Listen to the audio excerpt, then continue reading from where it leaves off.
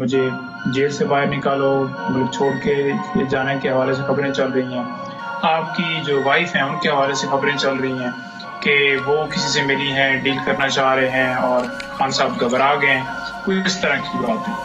تو خان صاحب بڑا شاکڈ ہوئے. ان کا مطلب جیسے ایک بندہ فوراً سنتا ہے تو وہ کہتا ہے نہیں کیسے. دوبارہ میں نے ریپیٹ کیا تو انہوں نے کہا کہ آپ واضح طور پر پیغام دے دو کہ اس وقت. انہوں نے کہا کہ پیغام یہ ہے کہ میں ایک تو نہ ملک چھوڑ کے جاؤں گا، نہ میری کوئی جائیدادیں باہر ہیں جن کی جائیدادیں باہر ہیں، جنہوں نے پیسہ باہر سے باہر بھجوایا ہے، لوٹ کے باہر جنہوں نے پیسہ بھیجا ہے. ایک تو ان کے ڈالر جو ہیں وہ ڈبل ریٹ کے اوپر جو ہے نا ان کو قیمت لگ رہی ہے، کیونکہ جس طرح ڈالر جو ہے وہ مہنگا ہو رہا ہے تو ان کا پیسہ جو ہے وہ ڈبل ہو رہا ہے. اور دوسرے نمبر پر جو میری نہ تو کوئی جائیداد باہر ہے اور نہ میرے کوئی اکاؤنٹس باہر ہیں، تو میں کیوں باہر جاؤں گا؟ میرا تو کوئی انٹرسٹ ہی نہیں ہے. میرا جینا مرنا اس ملک میں ہے اور میں اسی ٹھیک ہو گیا. انہوں نے تو بالکل تردید کی ہے. کسی بندے سے نہ ان کی کوئی ملاقات ہوئی ہے، نہ انہوں نے کوئی بات کی ہے، نہ ہی خان صاحب نے کوئی ایسی دیکھیں میری 3 ملاقاتیں ہو چکی ہیں.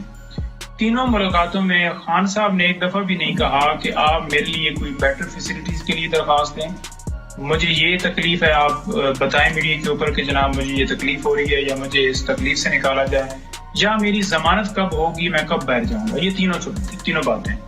دوسری بات لیکن ان کی اہلیت جو قانون ہے، جو پروسیجر ہے، جو جیل مینول ہے، اس کے مطابق اگر انہوں نے درخواست دی ہے کہ وہاں پر کیمرے لگائے گئے ہیں یا وہاں پر ان کے ساتھ جو ہے وہ جس طرح سے انہیں ہیومن طریقے سے بہیو کیا جا رہا ہے. آپ دیکھ لیں کہ جب آپ جیل آپ نے تو نہیں جانا، جب ہم جاتے تھے تو جس وقت بھی ہم گئے وہاں پر صحافیوں کی پابندی تھی گیٹ کے اوپر. ہمیں پریس کانفرنس نہیں کرنے دی تھی. کل پریس کانفرنس ہماری گیٹ کے اوپر ہوئی ہے، ادروائز وہاں پر کسی کو جانے کی اجازت نہیں ہے.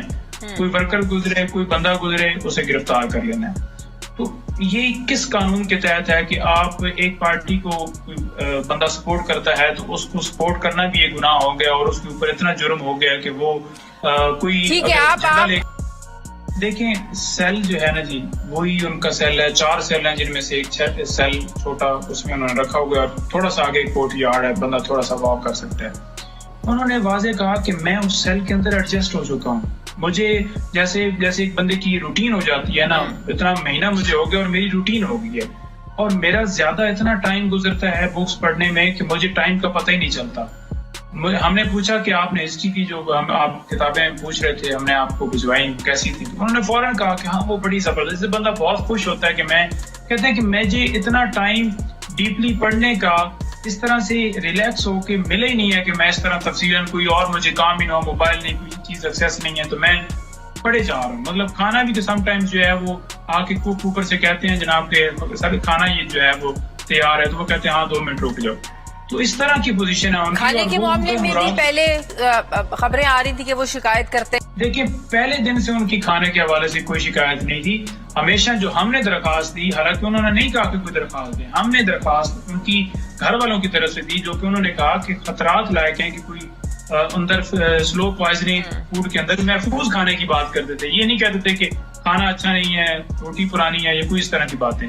اور خان صاحب کا واضح تھا کہ جب میں نے بات کی کیسی پوزیشن میں رکھا، انہوں نے کہا کہ میری اس کنڈیشن کے اوپر آپ نے کوئی بات ہی نہیں کرنی، کیونکہ میں تو ہر طرح کی چیز جو ہے برداشت کرنے کے لیے تیار ہوں اور میں کروں گا اور جتنا مرضی رہنا پڑے، جتنا مرضی مجھے اندر رکھیں، میرا جو مقصد ہے. ٹھیک ہے، آپ مجھے یہ بتائیں.